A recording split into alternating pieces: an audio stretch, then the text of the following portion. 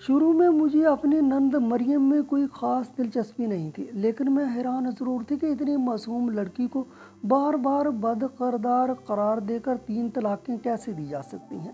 مریم بہت خاموش، نرم مزاج اور بالکل بچوں جیسی سادہ تھی۔ اس پر مجھے بے حد ترس آتا تھا۔ میں نے سوچا کیوں نہ اس کی شادی اپنے بھائی حمزہ سے کروا دوں تاکہ اسے ایک نیا سہارا مل جائے۔ یہ اس کی چوتھی شادی تھی جو میں اپنے بھائی سے کروا رہی تھی۔ مریم نے 15 ماہ تک حمل کی حالت میں رہنے کے بعد بچہ جنا۔ اسی رات طلاق لے کر واپس آ گئی۔ اس نے کہا شوہر نے بد کرداری کا الزام لگا کر گھر سے نکال دیا، مگر عجیب بات یہ تھی کہ نہ تو اس کے پاس بچہ تھا اور نہ ہی وہ کسی ایسی حالت میں لگ رہی تھی کہ ابھی ابھی اس نے بچہ جنا ہو۔ وہ بہت کمزور ضرور تھی، مگر اس کے چہرے پر اداسی کے سوا کچھ نہ تھا۔ گھر کے سب لوگ اس کی چوتھی شادی سے خوف زدہ تھے، کہیں پھر طلاق نہ ہو جائے۔ لیکن میرے دل میں ایک راز جاننے کی ضد جاگی ہوئی تھی۔ میں نے ساس ختیجہ کو راضی کیا کہ وہ مریم کی شادی میرے بھائی حمزہ سے کرا دیں۔ میرا بھائی بھی شروع میں انکاری تھا۔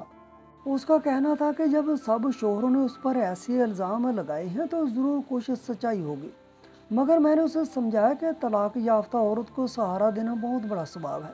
میں نے مریم کے اشیاء گنوا کر اسے قائل کر لیا۔ شادی کو 1 ماہ ہوا تھا جب مریم نے بتایا کہ وہ حاملہ ہے۔ حمزہ نے غصے میں اسے تھپڑ مار دیا اور فوراً مجھے فون کیا۔ میں جب وہاں پہنچی تو وہ رو رہی تھی۔ حمزہ نے کہا کہ شادی کو 1 ماہ بھی نہیں ہوا اور یہ بچہ کس کا ہے؟ وہ بولی کہ یہ چچا ریحان کا ہے۔ حمزہ بھی پیچھے کھڑا کانپ رہا تھا۔ میں نے کہا ریحان تو پرانے محلے کے بزرگ پڑوسی تھے، یہ کیسے ممکن ہے؟ مریم کے چہرے پر خوف کی پریشانی تھی۔ وہ بار بار کہہ رہی تھی کہ مجھے طلاق دے دو ورنہ وہ مجھے مار ڈالیں گے۔ وہ یہی ہیں، وہ یہی ہیں۔ وہ بے تحاشا رونے لگی۔ میں اور میرا بھائی حیران و پریشان ایک دوسرے کو دیکھنے لگے۔ میں باہر نکلی تو سانس لینا مشکل ہو گیا۔ ایسے لگا جیسے کوئی ایسا راز چھپا ہے جسے جاننے سے سب کی روح کانپ جائے گی۔ میرا نام حفصہ ہے، میری عمر 35 سال ہے، میرے 2 بچے ہیں اور میری شادی کو 12 سال ہو چکے ہیں۔ میرا شوہر زبیر مزدور پیشہ انسان ہے۔ گھر اللہ کے فضل سے اپنا ہے۔ میری 2 نندیں اور 2 دیور ہیں۔ زبیر بہن بھائیوں میں سب سے بڑا ہے۔ بڑی نند سلمہ کی شادی میری پہلی اولاد کے بعد ہوئی تھی۔ وہ اپنے گھر میں خوش و خرم ہے۔ دونوں دیور یوسف اور انس بھی شادی شدہ ہیں۔ سسر کا انتقال ہو چکا ہے۔ ساس ختیجہ اکثر چھوٹی نند مریم کی فکر میں بیمار رہتی تھی۔ زبیر سمیت مریم سب کو بوجھ محسوس ہوتی تھی۔ مریم کی پہلی شادی ہمارے پرانے محلے کے ایک استاد سے ہوئی تھی جو اسے پسند کرتا تھا۔ شادی بہت دھوم دھام سے ہوئی تھی، لیکن شادی کے دوسرے ہی دن مریم ضد کرنے لگی کہ وہ سسرال نہیں جائے گی۔ سب حیران تھے، مگر اسے زبردستی بھیج دیا گیا۔ وہ وہاں جا کر چپ چاپ رہنے لگی۔ 1 ماہ بعد وہ حاملہ ہوئی، مگر اس کے رویے میں کوئی خوشی نہ تھی۔ اس کا شوہر کہتا تھا کہ وہ قریب بھی نہیں آنے دیتی۔ عام طور پر حمل 9 ماہ کا ہوتا ہے، مگر مریم نے 15 ماہ بعد بچہ جنا۔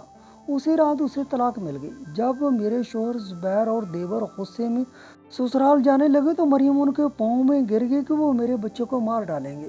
خدا کے لیے مت جائیے۔ اس کے دہائیاں سن کر زبیر رک گیا۔ اس کے بعد مریم نے کبھی اپنے بچے کا ذکر نہ کیا۔ ہم سب حیران تھے کہ 1 ماں اپنی اولاد کو یوں کیسے بھول سکتی ہے، مگر مریم کی دوسری شادی بھی ناکام ہو گئی۔ تیسرے شوہر نے بھی بد کرداری کا الزام لگا کر طلاق دے دی۔ سب لوگ اب مریم کے معاملے میں بے ہوش ہو چکے تھے، مگر اس راز کو جاننے کے لیے میں بے قرار تھی۔ میں نے آخرکار اپنے بھائی حمزہ سے اس کی شادی کروائی تاکہ حقیقت سامنے آ سکے، مگر جب اس نے 1 ماہ بعد حمل کی خبر دی تو ہر راز کا دروازہ ہلنے لگا۔ جب مریم نے خوف سے لرزتی ہوئی آواز میں کہا یہ بچہ چاچا ریحان کا ہے اور وہ یہی ہے، تو مجھے محسوس ہوا کہ مریم کے ذہن میں کوئی ایسا درد چھپا ہے جو شاید برسوں کا ہے۔ وہ نہ تو بد کردار تھی، نہ جھوٹی، بلکہ وہ کسی خوف اور ظلم کے شکنجے میں جکڑی ہوئی تھی۔ میں نے وہیں کھڑے کھڑے ایک فیصلہ کیا اور اپنے بھائی حمزہ کے ساتھ मरियम के पहले ससुराल चली गई, जहाँ दरवाज़ा उसके पहले शोहर की दूसरी बीवी ने खोला। इत्तेफाक से वो टीचर घर पर ही मौजूद था, मुझे पहचान गया और ड्राइंग रूम में बिठाया। उसने चाय का पूछा मगर मैंने इनकार कर दिया। जब उसने मेरे आने की वजह पूछी तो मैंने कहा कि आपने मरियम पर बदकिरदारी का इल्ज़ाम लगाकर उसे तलाक क्यों दी। उसने चौंक कर मेरी तरफ देखा और बोला, अपना जुमला दुरुस्त करें, मैंने तलाक नहीं दी थी, मुझसे ज़बरदस्ती तलाक ली गई। मैं हैरान रह गई, उससे पूरी बात जानने का कहा। जैसे जैसे वो बताता गया मेरा वजूद पत्थर होता गया। वो कह रहा था कि मरियम उसके करीब आते ही रोने लगती थी।